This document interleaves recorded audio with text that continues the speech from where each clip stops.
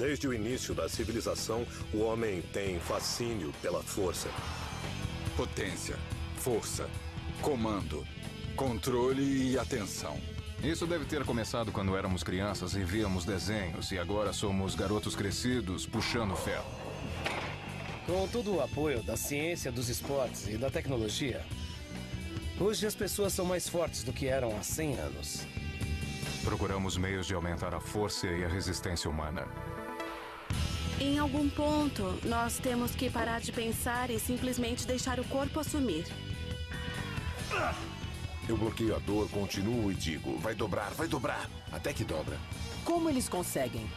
É força pura ou ciência? Força sobre-humana. Vai, Ned, manda ver! Todos os que buscam a força sobre-humana vivem num mundo próprio, com suas próprias regras, padrões e ciência. Estes podem ser os homens e mulheres mais fortes do mundo, descendente de uma longa linhagem da tradição humana que força os limites do corpo em demonstrações de força. Nós amamos puxar ferro! As pessoas são fascinadas pela força pura e por outros tipos de força também. Bem-vindo ao Arnold Fitness Weekend. É aquele Arnold. Acho que desde o início da civilização, as pessoas são fascinadas pela força e, antigamente, ter força significava que você podia se proteger. Por isso é que nas situações mais heróicas, o homem mais forte sempre era o maior herói. E eu acho que isso vale até hoje. Força, vai! Todo ano, a sensacional demonstração de força do evento de Schwarzenegger atrai 10 mil das pessoas mais fortes do planeta. É uma combinação de corpulência com bizarrice, num espetáculo absolutamente único.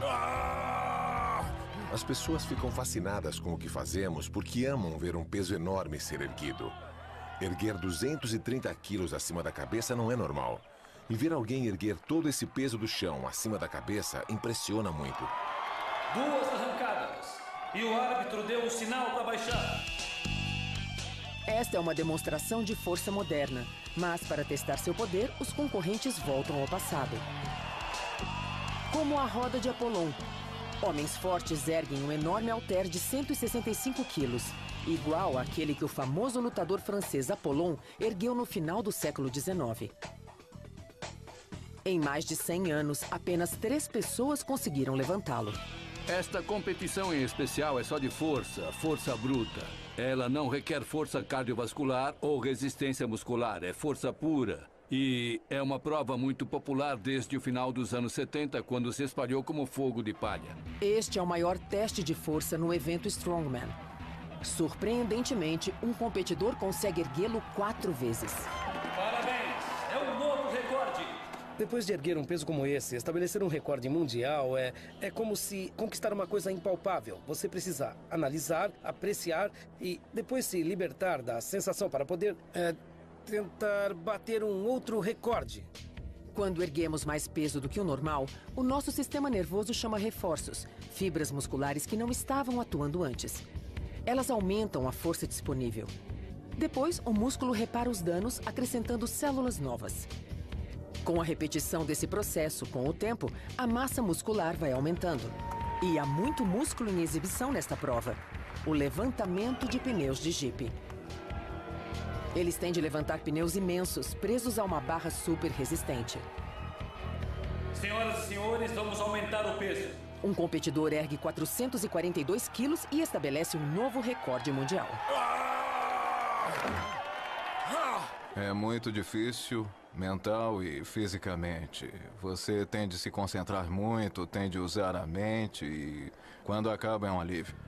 Aquele que vencer todas as provas do Strongman ganhará um Jeep Hummer e muito dinheiro para gasolina. O primeiro e o segundo colocados recebem $15 mil em prêmios. E existe uma variedade enorme de desafios para provar que você tem força sobre-humana. Provas de queda de braço, um desafio ao recorde mundial de supino. É isso, vai! E todo o drama e comoção de lutas profissionais. Vai, 350. Há também as performances, como a dos irmãos Pellegrini. Estes italianos apresentam um número que é uma demonstração incrível de equilíbrio e força.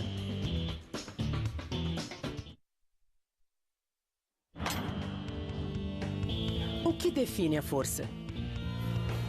A graça ao levantar o irmão? Ou os músculos salientes desses fisiculturistas? É uma pergunta frequente. Como você avalia qual é o mais forte? É aquele que ergue mais peso do chão? Aquele que consegue erguer mais peso acima da cabeça? Ou aquele que consegue, digamos, carregar 360 quilos rampa acima? Existem muitas maneiras diferentes de comprovar a sua força. Essas formas sobre-humanas são resultado de arte e ciência. O Arnold Classic apresenta os maiores e, para alguns, os mais belos fisiculturistas do mundo. Foi assim que Schwarzenegger ficou conhecido. Antes de ser o exterminador, ele era fisiculturista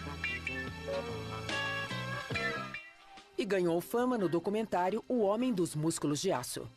Desde o início, Arnold era fascinado pela capacidade que seu corpo tinha de se transformar numa obra de arte.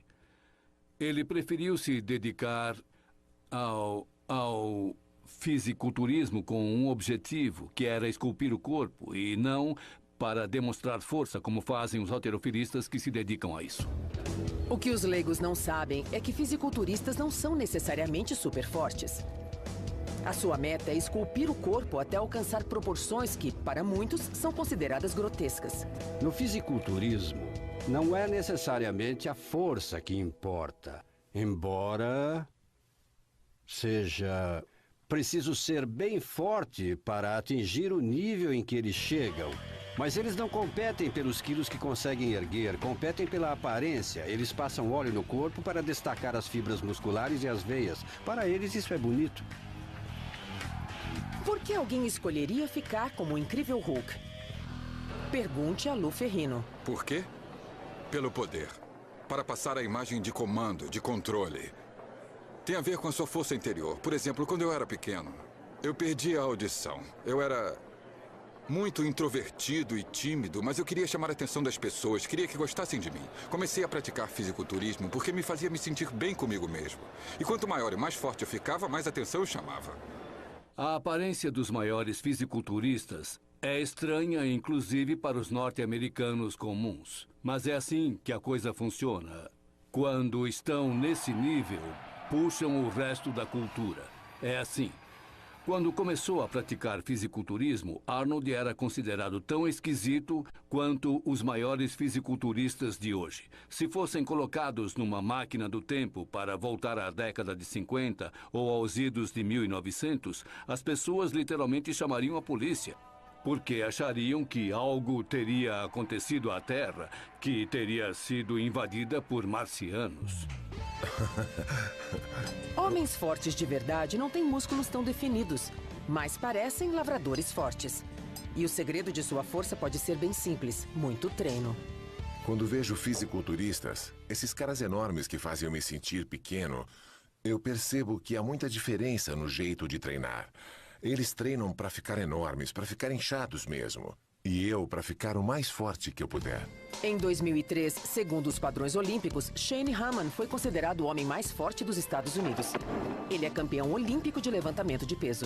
Eu nem fui um garoto forte. O meu tamanho era normal. Shane parece um lavrador forte porque é exatamente isso que ele é.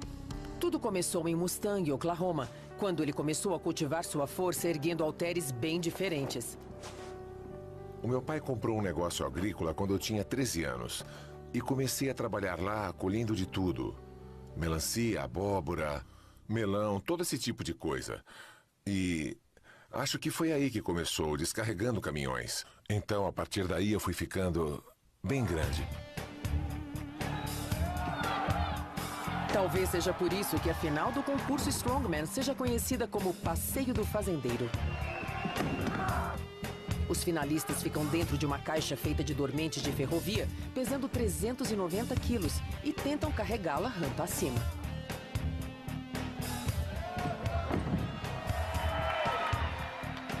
Seis dos 8 participantes fracassam completamente. A Até que chega o norueguês.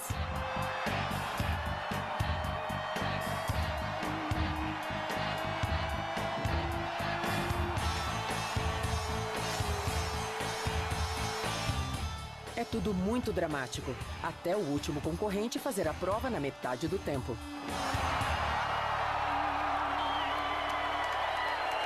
Quando o público vê o homem mais forte do mundo em ação fazendo algo extraordinário, ele aplaude de pé porque pensa, eu admiro isso. Amaria conseguir subir essa rampa ou levantar um halter de 90 quilos sobre a cabeça, ou então a roda de Apolon, seja qual for o número apresentado. Todos que estão lá em cima amariam fazer esse tipo de coisa. Poder, Vicky!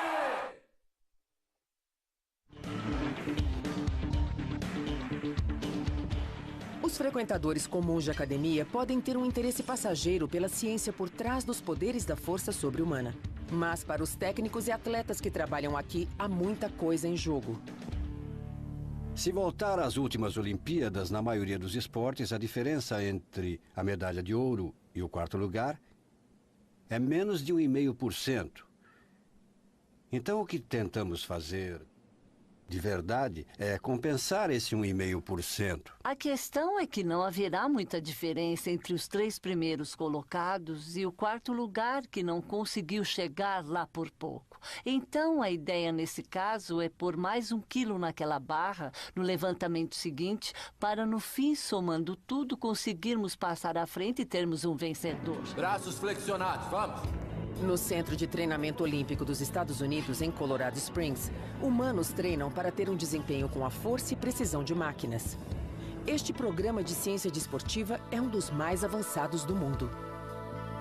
Eu sou o produto final. Eu faço a minha parte. Eu treino bastante, mas tem muito mais coisas por trás disso, além de mim mesmo.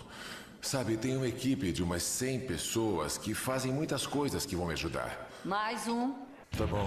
Os treinadores usam todos os truques conhecidos e muitos que ninguém nem imagina, talhados para qualquer esporte olímpico. Ótimo, excelente. Este é um teste para medir a força do soco de um pugilista. E como o rapaz que faz a demonstração não possui essa força, ele usa um bastão. Muito bom, excelente. Isso pode parecer um capacho comum, mas ele mede com precisão a força gerada por um salto. Precisa ficar atrás da linha. Este teste Muito é usado bem. para medir a velocidade e analisa a mecânica da passada de um corredor. Foi bom demais, está cada vez melhor. Na biomecânica esportiva, nós temos um monte de brinquedos para brincar.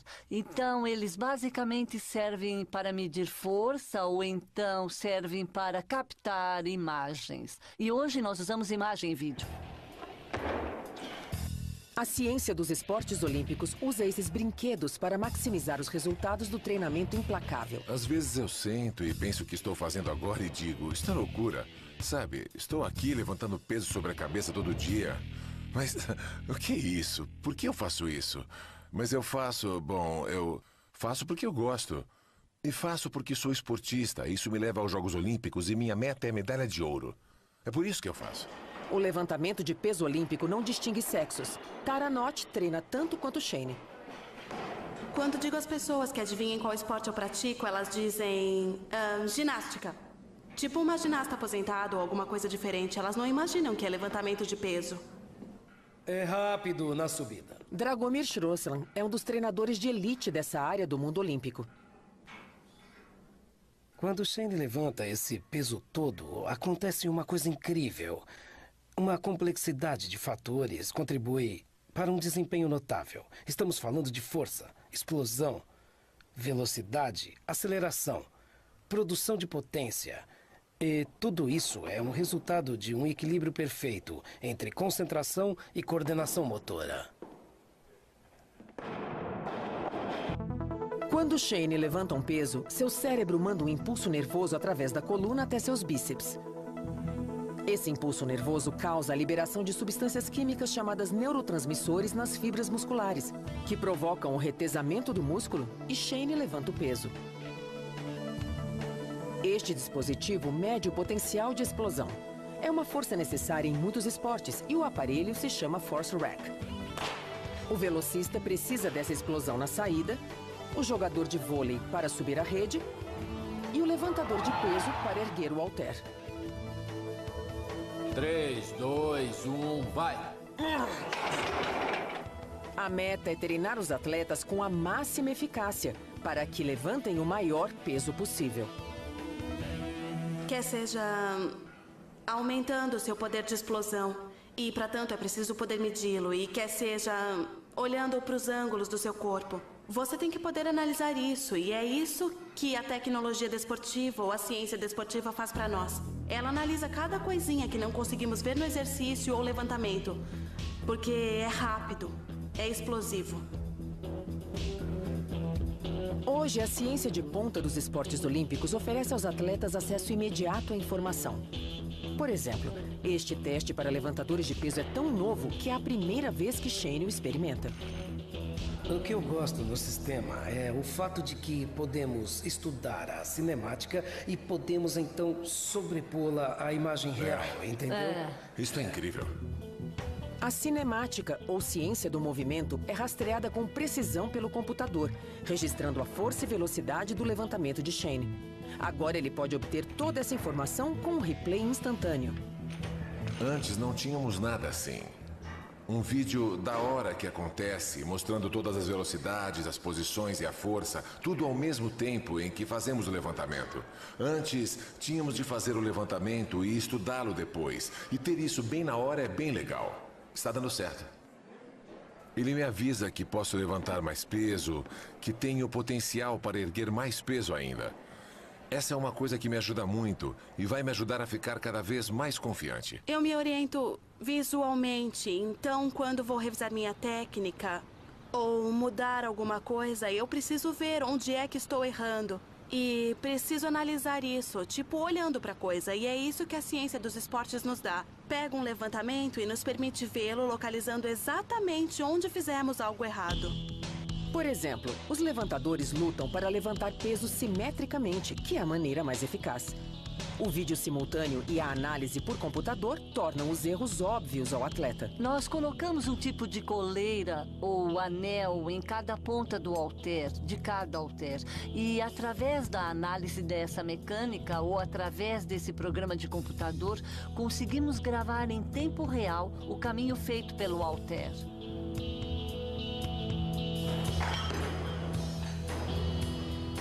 Tara Nott levanta mais que o dobro do peso de seu corpo. Ela pesa apenas 47 quilos e ergue 102.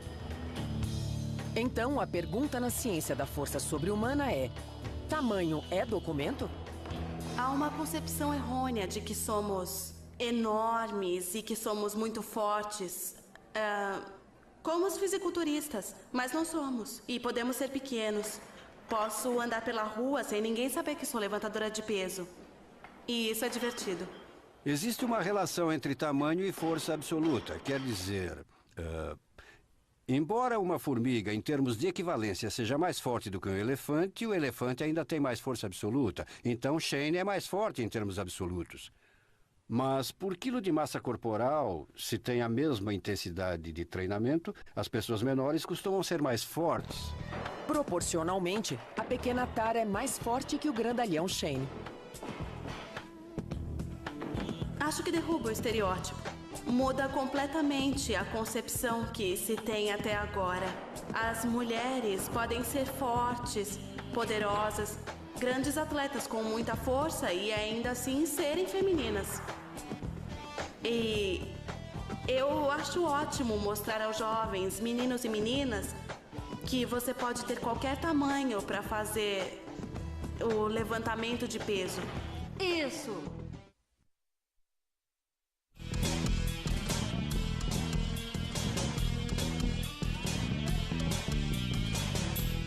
O poder da mente sobre a matéria pode produzir feitos surpreendentes de força sobre-humana. A mente é totalmente essencial para se ter sucesso no levantamento de peso. Nas competições difíceis, a determinação mental faz toda a diferença. Tem gente que se aproxima do peso e você pode ver pelo olhar ou no comportamento da pessoa que ela não acredita que vai conseguir levantar aquele peso. E aí, quando você vê essa insegurança, então já era. Numa competição, Principalmente, o aspecto mental tem um papel enorme no levantamento. Ou seja, quando vai até a barra, se você não está convencido de que vai conseguir, você não consegue. Levantadores de peso olímpicos como Shane Hammond e Tara Knott conhecem bem o que os atletas chamam de momento, o estado em que a mente se solta e a força simplesmente flui. Após estudar a ciência de seu esporte, o próximo passo é esquecê-la.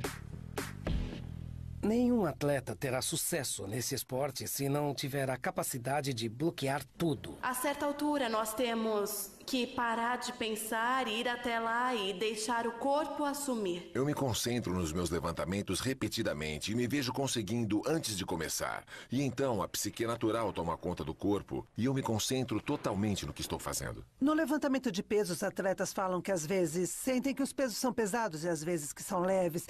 E, na minha opinião, isso é uma questão de atitude. Uma nova abordagem no aspecto mental provou aos cientistas que o cérebro realmente se altera fisicamente quando está em concentração intensa. A neuroimagem já está bem estabelecida e ela nos dará um retorno. Fará com que o aspecto do desenvolvimento atlético seja real e concreto. Os cientistas produziram imagens da mente em ação. Esta é uma imagem da mente no tal momento. Atiradores, golfistas e jogadores de basquete foram conectados a eletrodos e mapeou-se a atividade de seu cérebro pouco antes de entrarem em ação.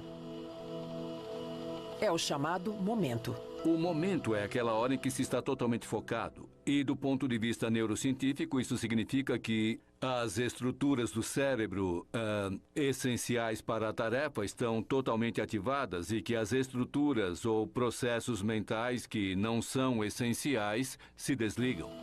Há uma redução da atividade cerebral. O que a ciência está provando é que o momento, que antes era uma ideia intuitiva, na verdade é bem real. Da mesma maneira que monitoramos o índice cardíaco ou assistimos a um vídeo para ver a mecânica do atleta, vemos a atividade cerebral. Psicólogos desportivos do Centro de Treinamento Olímpico ajudam os atletas a se concentrarem. Eles treinam os atletas até que fiquem quase no piloto automático. A ideia do desempenho se tornar praticamente automático também é real. Os cientistas a chamam de memória muscular. Um exemplo seria aprender a andar de bicicleta com 10 anos de idade. Você anda de bicicleta até os 15 anos e depois para durante 10 anos, mas andará perfeitamente se subir nela de novo. Estes são padrões neurais. Ligações neurais que se desenvolvem e se estabelecem e, portanto, quando o indivíduo for fazer o exercício novamente, rotas ou caminhos do cérebro são claramente estabelecidos e é uma forma de memória. Quando aprendemos algo novo, várias áreas diferentes do cérebro são estimuladas.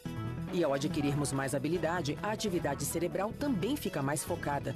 Formam-se lembranças que sinalizam para músculos entrarem em ação. O pensamento ativo costuma nos tirar desse momento, então é quando você entra no estado quase zen ou hipnótico. E as pessoas descrevem de maneira consistente a sensação de estar nesse momento. O tempo parece quase parar e elas não têm consciência do esforço feito. Os atletas precisam estar empolgados, mas não demais. Existe um ponto em que é preciso estar no estado mental certo para ficar no auge, estimulado. Mas não em demasia, porque aí o desempenho cai. Já tive experiência com atletas em que a adrenalina faz o peso parecer tão leve que, de repente, o peso está muito acima do que deveria. E até num esporte em que se pensa que isso poderia ser útil, acaba sendo prejudicial. Então, eles precisam aprender a controlar isso. O poder da adrenalina pode ser tão grande que pode até fazer com que pessoas sintam uma força sobre-humana em momentos de crise. Nesses momentos de crise, várias partes do corpo, especialmente o sistema endócrino, entram em ação. A glândula suprarrenal libera substâncias químicas, que incluem cortisona e também adrenalina. O sistema nervoso começa a reagir de várias maneiras e o pensamento é o último fator envolvido. Nós temos uma reação instintiva ao estresse, que libera hormônios na corrente sanguínea. Os hormônios nos dão mais força e resistência, nos deixam prontos para lutar. Acho que não há dúvida nenhuma de que as pessoas fazem coisas extraordinárias, em circunstâncias extraordinárias, sem sequer pensar nelas.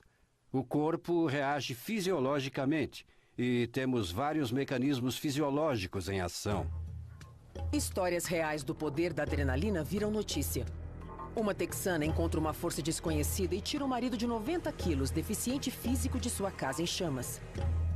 A pequena Dot Barnes, de 72 anos, luta com um alligator e salva a vida da amiga. Vance Flossenzier até consegue arrancar um tubarão de cima de seu sobrinho. Ouvi o meu filho gritar tubarão e ouvi um grito. Eu me virei e vi uma mancha de sangue no lugar onde os meninos estavam. Aí corri para lá e quando cheguei, percebi que era o Jesse. O tubarão pegou o braço dele. A cauda do tubarão estava perto de mim e eu não sabia bem o que fazer. Mas eu agarrei pela cauda e quando puxei, nem tive tempo para pensar. Ele precisou de uma força espetacular para dominar o tubarão, que tinha mais de 2 metros e pesava cerca de 90 quilos. Não sou um super-homem, eu sou apenas um homem, certo? Mas demonstrou uma força sobre-humana no dia em que salvou a vida do sobrinho. O braço de Jesse foi retirado do estômago do tubarão e reimplantado. Mas pessoas que sofrem uma descarga de adrenalina muito alta podem se tornar perigosas. Especialistas treinam policiais para lidar com situações ameaçadoras, quando prisioneiros ou criminosos têm surtos de adrenalina e não podem ser subjugados com medidas comuns.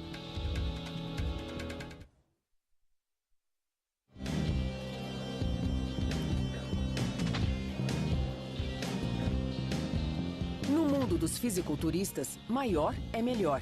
E existe até uma psicologia por trás disso. Aqueles que são naturalmente fortes são medidos pelos outros todo dia. Muitas vezes, quando ando por aí, e uns caras da academia que me veem e acham que são grandes, talvez na academia deles eles até sejam grandes, mas parece que eles... Tem vezes que eles incham o peito e eles me olham assim, tentando parecer maiores. E nessa cultura, ser grande tornou-se uma meta em si. Acho que isso é natural para os homens. Querer ser bem maiores do que são. Sabe, muitos só querem ser grandes. E quando você dá de cara com outro cara grande, tenta parecer maior ainda. Acho isso muito engraçado. Talvez seja da natureza. Existem animais que se estufam para espantar os predadores. 350! Mas os humanos querem força sobrenatural. Shane mantém o seu tamanho à moda antiga, com exercícios olímpicos rigorosos. E ele não toma suplementos porque os atletas olímpicos são constantemente testados. Mas é possível que os outros frequentadores da academia recebam uma ajuda artificial. A mesma sociedade que exige a perfeição física também pode promover o uso de drogas. Todos conhecemos a anorexia. Agora uma nova obsessão aflige fisiculturistas. Muitos usam esteroides. E há o que chamam de vigorexia, onde usam drogas, manipulam a dieta, têm fixação pelo espelho. A única coisa que ambos têm em comum é a insatisfação com o corpo. E de muitas maneiras é a chamada síndrome dismórfica corporal. Eles não gostam do que veem. E você não pode dizer, você já está grande ou você está bem magro. Para chegar ao corpo ideal, apela-se aos extremos. O termo esteroide soa distante e clínico. Mas o que é realmente? Esteroides são hormônios, estão no corpo, são produzidos pelo corpo. Os esteroides usados em esportes de força, basicamente, são derivados da testosterona, que é produzida no testículo humano. Hormônios masculinos deixam os músculos duros e salientes. E agora as mulheres também querem. Mudanças no ideal de beleza são vistas por toda parte. Realmente tivemos muitas mudanças. Muitas mulheres, Marilyn Monroe inclusive, seriam vistas hoje como tendo um corpo mole demais, com pouco tônus. Agora a meta é ter o abdômen chato e firme, que possa ser mostrado com um estilo de vestir atual, ter braços tonificados e até com músculos visíveis. Isso requer muito treino. Celebridades têm tempo e dinheiro para um personal trainer, mas outras mulheres apelam para um atalho usando esteroides. Vemos mulheres com níveis de testosterona circulando no sangue muito mais altos do que um rapaz grandalhão de 17 anos teria naturalmente. Estima-se que de 3 a 6% dos adolescentes também usa esteroides. Em termos de desempenho esportivo, é assustador porque tanto meninas quanto meninos usaram esteroides na adolescência. Está claro que este não é um problema limitado a atletas de elite e não é um problema limitado aos homens. E é um problema enorme. As Olimpíadas baniram o uso de esteroides em 1975, não só para nivelar as competições, mas também para proteger a saúde dos atletas. Os esteroides podem dar uma força sobre-humana, mas o preço é alto. Eles podem estimular a aparição de câncer e arrasar com a saúde cardiovascular. Tendem a aumentar a pressão sanguínea, podem causar problemas de fígado, podem causar atrofia testicular, podem fazer mulheres pararem de menstruar. Há toda uma gama de problemas físicos que eles podem causar. Os esteroides estão em cena desde meados da década de 30. Hitler mandava aplicá-los nos SS para que ficassem mais agressivos. Hoje se sabe que os esteroides podem afetar a mente de outras maneiras e causar depressão. Eles podem fazer as pessoas exibirem sintomas maníacos e ter pensamentos muito inadequados. É um consenso geral de que eles tendem a fazer com que a pessoa fique de pavio curto. Ela fica mais temperamental, mais sensível, menos disposta a perdoar, mais rápida em partir para a briga. Se as terríveis ameaças à saúde física e mental não intimidam, os vaidosos devem saber que os esteroides também podem causar acne e calvície prematura. Além do uso indiscriminado de esteroides, há uma série de imitações que invadiam o mercado. Embora sejam vendidas como drogas, são comercializadas como alimento e são legalizadas. Alguns dos chamados suplementos alimentares imitam os efeitos dos esteroides e podem ser tão perigosos quanto eles. Mas, como estudos de longo prazo ainda não foram realizados, eles são vendidos livremente. A Andro parece um esteroide e no corpo se transforma no hormônio testosterona, que é um esteroide. Eu chamo de mãe de todos os anabolizantes. A androstenediona, ou Andro, é apenas mais um suplemento que escapa do funil das autoridades. Esse detalhe técnico levou ao crescimento de uma indústria bilionária. Em 1998, o herói do beisebol, Mark McGwire, reconheceu que estivera usando 2 suplementos em seu treinamento, a Andro e um aminoácido que aumenta a energia chamado creatina. Nenhuma das substâncias é proibida pela Liga de Beisebol Profissional. Naquela temporada, McGwire fez 70 home runs, superando o duradouro recorde de Roger Maris. Quando Mark McGwire surgiu, ninguém conhecia a Andro. A lei nem sequer previa problemas com ela. Mas um jogador de beisebol pôs a Andro no mapa, que se tornou essa indústria enorme. McGwire não fez segredo do uso do suplemento, mas criou controvérsias na Liga de Beisebol sobre todos os seus home runs. Os suplementos teriam lhe dado uma força sobre-humana? Usar o suplemento produziu 70 home runs. Esse é um feito e tanto. Mas acontece que todo mundo acreditou que sim. E agora temos essa questão dos modelos ideais. Como faço para ficar igual a esse modelo? Como consigo a mesma coisa? É muito fácil. Não precisa de consentimento dos pais, nem de nenhuma agência reguladora. Basta entrar numa loja e comprar a Andro. É isso que acontece, e houve uma explosão. A Liga Profissional de Beisebol só começou a fazer exames para detectar a presença de esteroides a partir de 2003. Mas a controvérsia dos suplementos está longe de acabar. Ontem, em Fort Lauderdale, um lançador de 23 anos, Steve Beckler, morreu de internação um dia depois de treinar em Fort Lauderdale. A morte de um jogador de beisebol durante um treino fez os legisladores pedirem reformas. Depois que Steve Beckler, do Baltimore Orioles, morreu do coração, soube-se que ele havia usado éfedra, outro dos chamados suplementos fitoterápicos. Ela funciona como anfetamina e é usada para promover perda de gordura e ganho de massa muscular. A morte de Beckler lançou suspeitas sobre a segurança de estimulantes não regulamentados vendidos sem receita. O mercado está bem à frente da lei quando se trata de regular suportes à força sobre-humana. A creatina, por exemplo, ainda não foi proibida porque é encontrada na natureza na forma de proteína, como no peixe. Mas os especialistas dizem que se você quer uma força sobrenatural, o modo natural ainda é o melhor.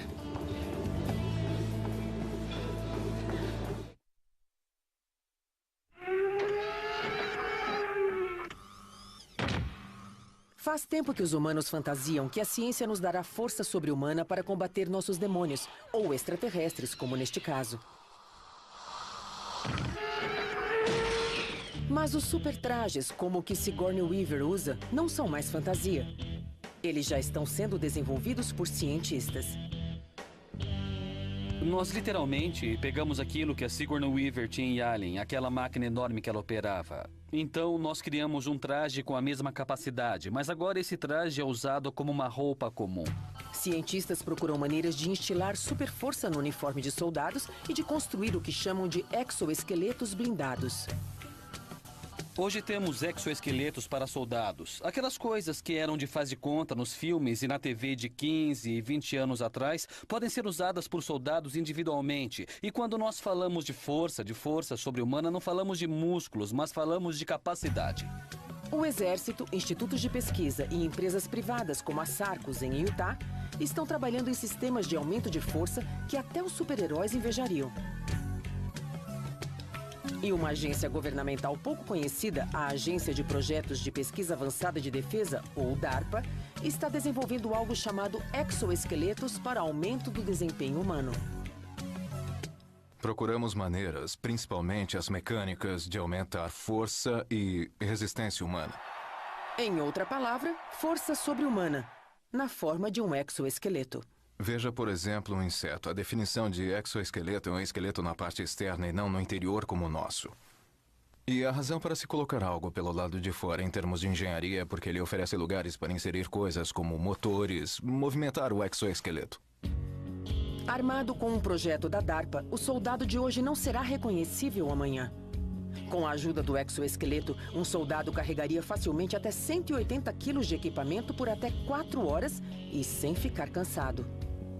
Estamos chegando ao limite máximo do que o sistema biológico pode fazer no máximo de seu desempenho, então precisamos ter um adicional mecânico, se necessário, para levar cargas acima do peso que o homem pode carregar. Essa força sobre-humana agora é fornecida pela tecnologia ou por uma máquina. Portanto, quando o soldado chega ao seu destino, está mais forte, porque não precisou exigir tanto dos músculos só para chegar até lá.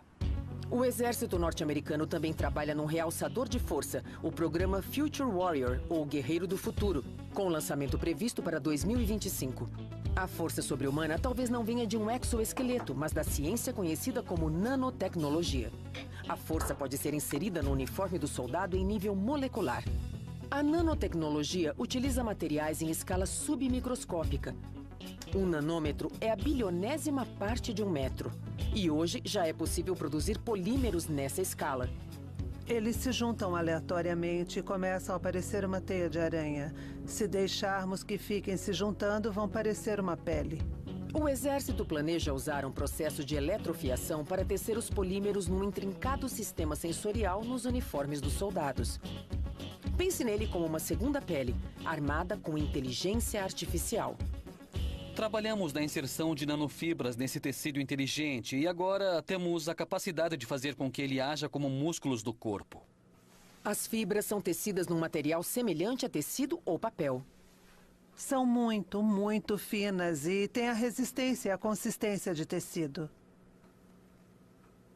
Agora a questão é como passar de moléculas flexíveis para um tipo de tecido que possa se transformar numa camisa e que daria uma super força. E para fazer isso, precisamos fazer com que essas moléculas se unam na forma de fibras, como os músculos que têm a forma de fibras, e daí projetar um tecido que possa ser controlado de alguma forma, talvez eletronicamente, para desenvolver essa força. O programa Guerreiro do Futuro poderá usar exoesqueletos junto com a nanotecnologia.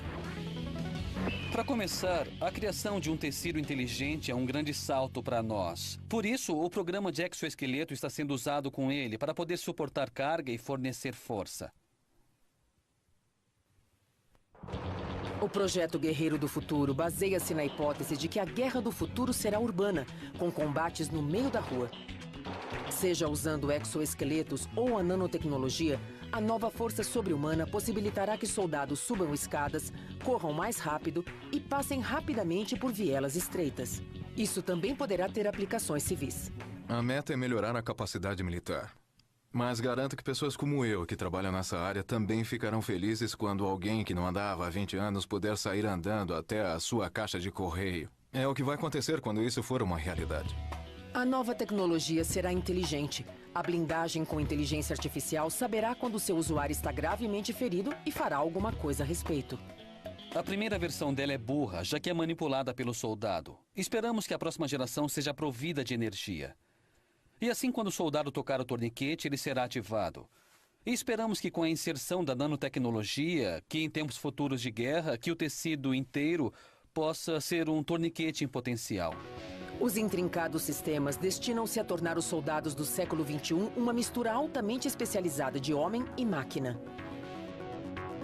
Historicamente, todas as nossas plataformas foram colocadas em campo. Os nossos F-16, por exemplo, os F-18, essas aeronaves tinham todas essas tecnologias e capacidades que não tínhamos para o soldado. Então estamos trabalhando para dar essas mesmas capacidades ao soldado para que seja um F-16 com pernas. Embora a ciência continue a buscar os limites da força sobre-humana, nosso destino ainda está contido no nosso DNA. Acredito que nascemos, de certa forma, programados para fazer certas coisas. E nós já tentamos alterar essa programação toda, de um modo ou de outro. Mas há um limite para isso. Você não pode ser uma pessoa totalmente diferente. Portanto, o desafio é como maximizar o seu potencial. De modo seguro, saudável, produtivo. Como maximizar o seu potencial? É um pássaro! É um avião! É o super-homem! Sim, é o super-homem! Nascendo com ela ou não, o desejo de ter força sobre-humana permanece como aspiração humana quase universal. Bom, eu acho que se você tem um grande desejo de ser o melhor em alguma coisa, você tem que descobrir no que você quer ser o melhor e para que você tem o talento. Por exemplo, a gente vê esses homens que competem para ser o homem mais forte do mundo. Eles já têm um talento específico, eles já nascem grandes, eles são enormes. Quer dizer, todos eles têm, digamos, um dom hereditário de certa forma. E o resto vem pela força de vontade. Numa cultura que idolatra a força, a ciência poderá, afinal, ser a força derradeira que fará os super-humanos parecerem normais.